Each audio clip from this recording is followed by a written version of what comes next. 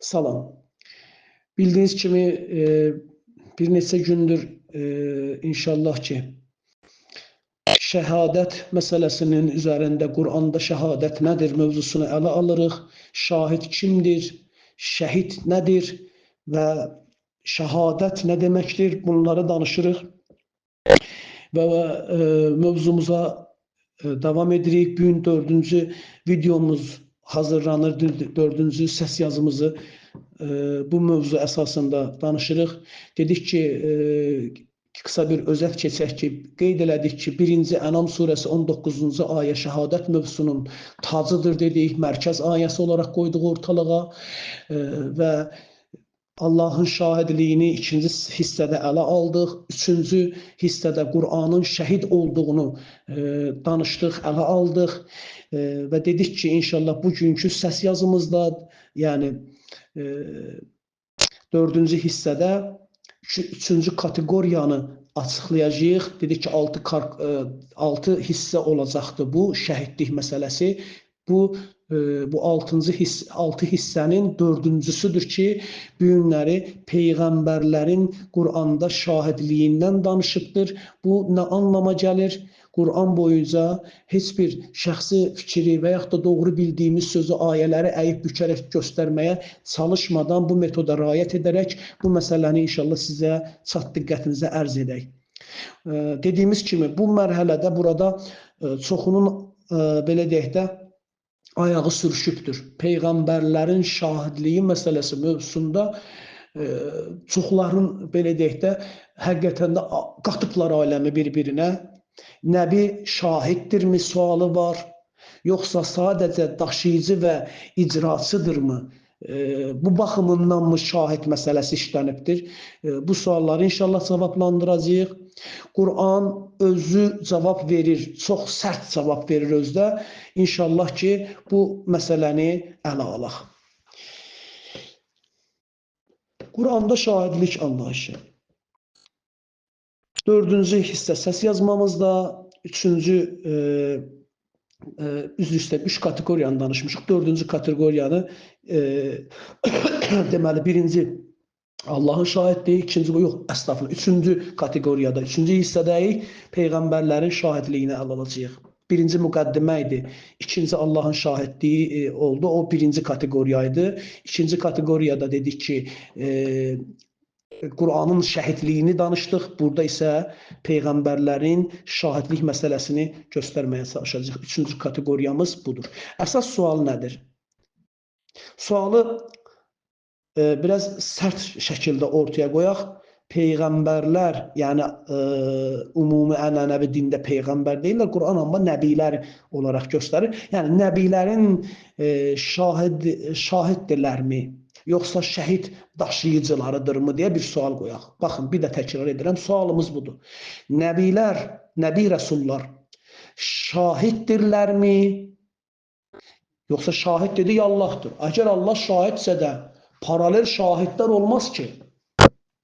Bəs yaxşı, onda nəbilər nədir? Dedik ki, Allah şahiddir və şahid Qur'ana görə bir dənədir, o da Allahdır. Yerdə qalan Allah şahiddirsə də nə ilə şahidliyi, nə iləndir? Qur'anladır. Şahidin ortaya qoyduğu şey nədirsə ona da dedik şəhid deyilir. Yusuf 26-nı da buna dəlil olaraq göstərdi inşallah ki, şahid gəlir, cırıq köynək məsələsini ortaya qoyaraq şəhidini sunmuş olur. Və o şəhidə görə o şahid olur, o şahidə görə bu şəhid olur. Doğru dedik.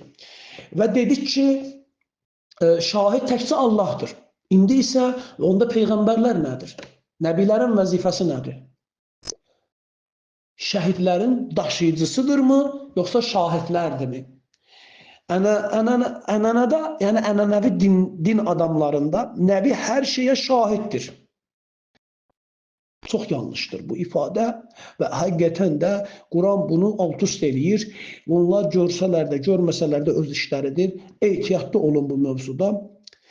Onlar Allah kimi birinci şahidlik məsələsini gözlə səni müşahidə eləyən bir varlıq kimi düşünürlər və deyirlər ki, Allah necə məni hər yerdə öz görməsinə bənzədir çoxsu da. Özünün oturub kimisə izləməsinə bənzədir. Allah məni izləyir.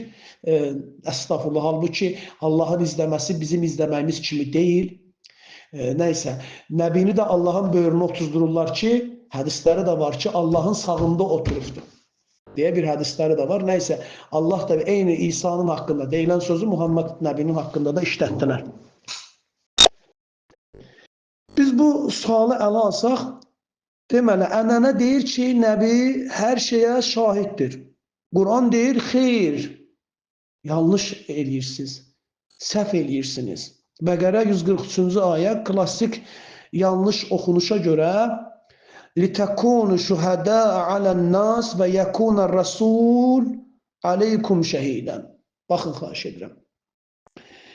Burada şahidlik, əgər bu günləri biz insanlar başqalarına etdiyimiz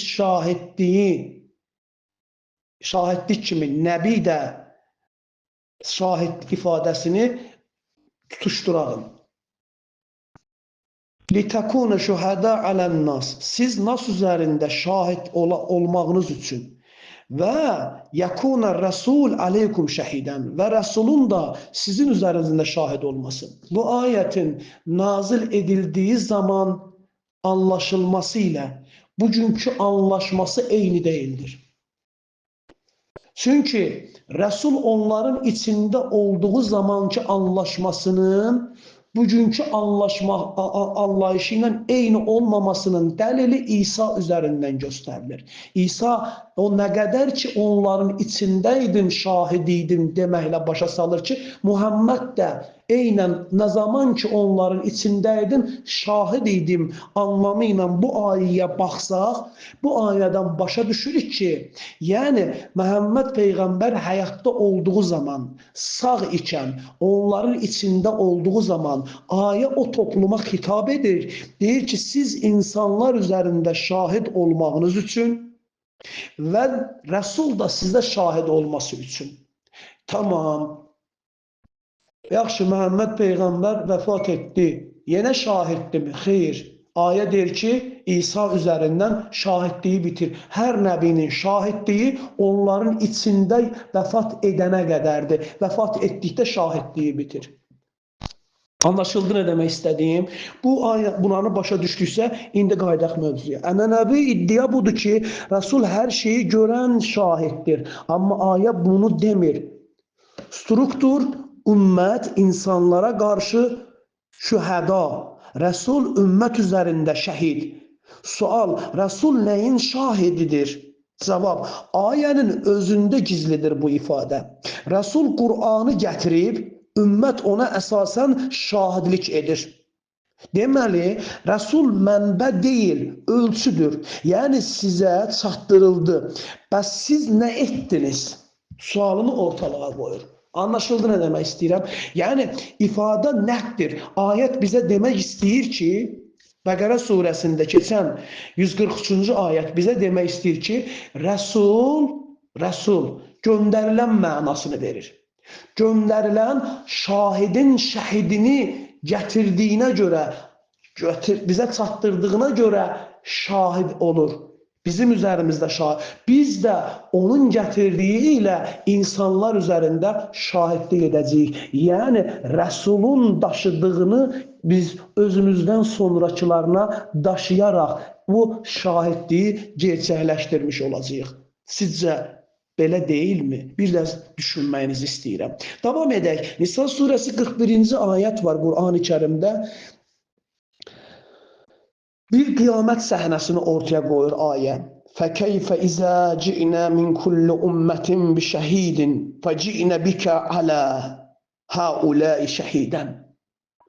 Burada ifadənin tərcüməsini deyim birinci. فَكَيْفَ belə isə necə olacaq? إِذَا جِئْنَا o zaman ki biz gətirərik مِنْ كُلِّ أُمَّةٍ hər ümmətdən bir şəhid, bir şahid və ci'inə və səni də gətirək bikə, səni də biz gətirək alə həulə şəhidən, bunların üzərində şahid olaraq. Baxın, həulə ifadəsi o toplumun içində olan şəxsə deyir ki, bunlara. Gün oxuyub bunlara götürə bilməzsən hauləni.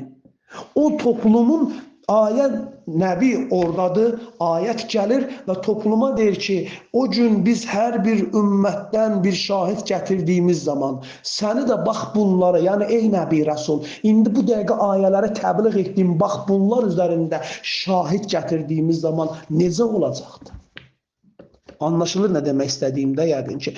Burada rəsul əməllərə şahidlik etmir.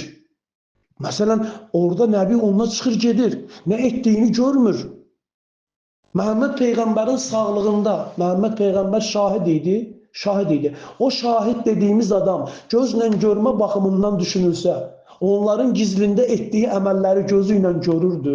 Vallahi görmürdü. Bir çox hədis kitablarınıza baxsanız, elə şeylər var ki, gəlirlər, Rəsula xəbər verirlər, Rəsul ondan sonra o məsələdən xəbər tutur. Ona qədər bilmir bunu. Bir çox hədislərinizdə deməli, sağ ikən bunlardan gizlində etdiklərindən xəbəri olmayan bir şahidin öləndən sonra necə şahidliyini düşünə bilərsiniz? Gözlə görmə baxımından.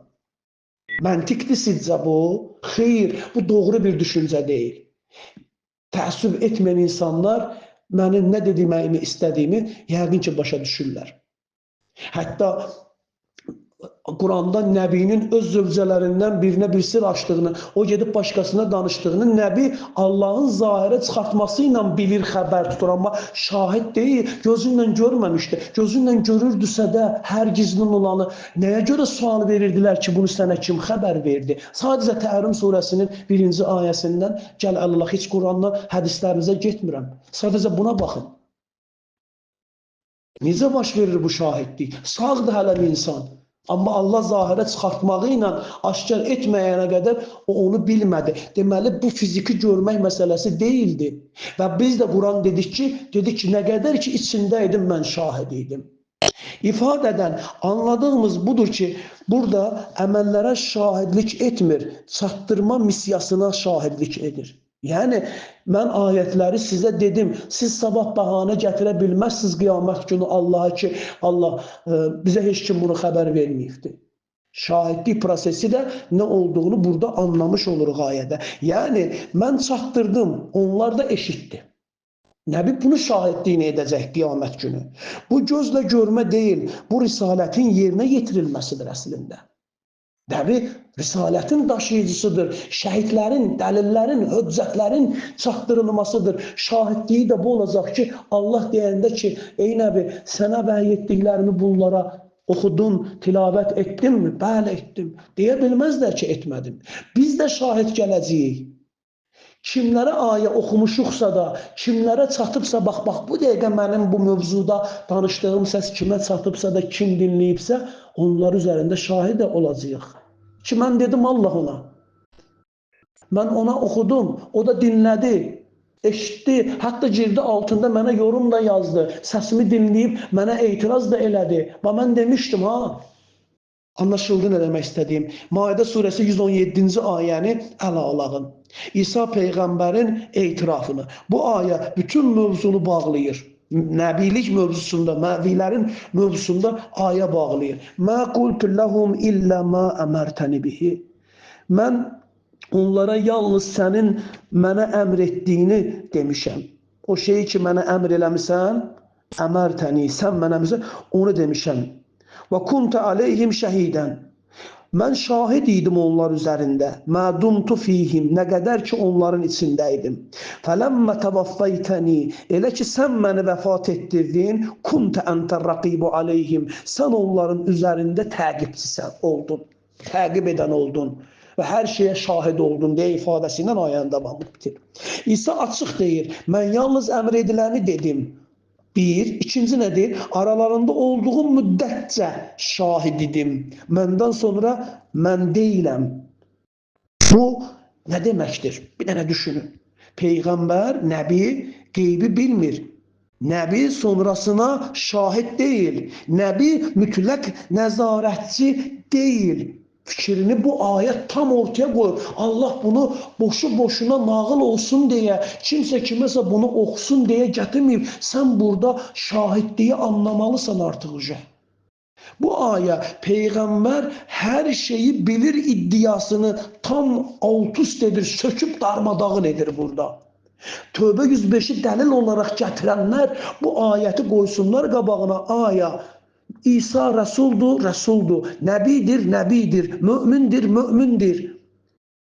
Nətər ola bilər İsa deyir ki, mən nə qədər ki içlərin, bu paradoks olar onda. Sən əgər hər nə əməl etsəniz, sizi Allah da, Rəsulu da görəcək, möminlər də görəcək ifadəsini sən gətirib buna bağlaya bilməzsən.